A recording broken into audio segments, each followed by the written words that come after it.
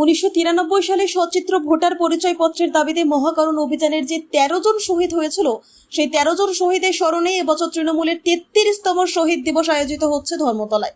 আর এই সভা থেকে তৃণমূল নেত্রী মমতা বন্দ্যোপাধ্যায় সকলের উদ্দেশ্যে কি বার্তা দেন তার জন্যই ভাটপাড়া এলাকা থেকে অসংখ্য তৃণমূল কংগ্রেস কর্মী ও নেতৃত্বরা ধর্মতলার উদ্দেশ্যে রওনা দিলেন। তার আগে ভাটপাড়া 5 নম্বর ওয়ার্ডের তৃণমূল পার্টি অফিসের সামনে 1993 সালের 13 জন শহীদের প্রতি শ্রদ্ধা নিবেদন করে তারা ধর্মতলার উদ্দেশ্যে রওনা দেন। আজকে 21শে জুলাই শহীদ দিবস, একটা ঐতিহাসিক দিন।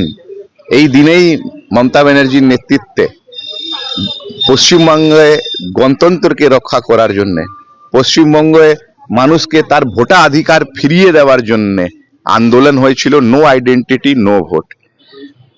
আজকে আমরা ওই ধর্মতলা দিকে এগোবো, ওই ঐতিহাসিক জনসভাতে আমরাও শরিক হব, অংশীদার হব। আমরা এই যে ভোটার আইডি কার্ড আর আমাদের গণতন্ত্র যে রক্ষা হয়েছে, ভোটাধিকার আমরা ফিরে পেয়েছি, তার জন্য মমতা ব্যানার্জিকে ধন্যবাদ জানাবো। তার সাথে সাথে ওই আন্দোলনে আমাদের লড়াই লড়তে গিয়ে 13 জন যে শহীদ হয়েছিলেন তাকে শ্রদ্ধাঞ্জলি জ্ঞাপন করব।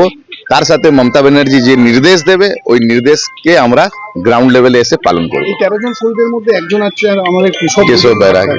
তার পরিবারের উদ্দেশ্যে কি বার্তা দেবে? তার পরিবারের সাথে আমরা সবসময় যোগাযোগে রয়েছি। কেশব বৈরাগী পরিবারের সাথে মাঝে মাঝে আমি উনার বাড়িতে যাই, উনার স্ত্রী উনার মেয়ে আমার সাথে যোগাযোগে আছে। কালকেও দেখা হয়েছিল। কালকে কেশব বৈরাগী শহীদ বেদিতে আমরা শ্রদ্ধাঞ্জলি দিয়েছি। মাননীয় সাংসদ পার্থ ভৌমিকও উপস্থিত হয়েছিলেন। আমরা সবসময় যোগাযোগে আছি। ওনার কোনো সমস্যা হলে আমরা তার পাশে দাঁড়াই। আপনার নাম? অমিত গুপ্তা।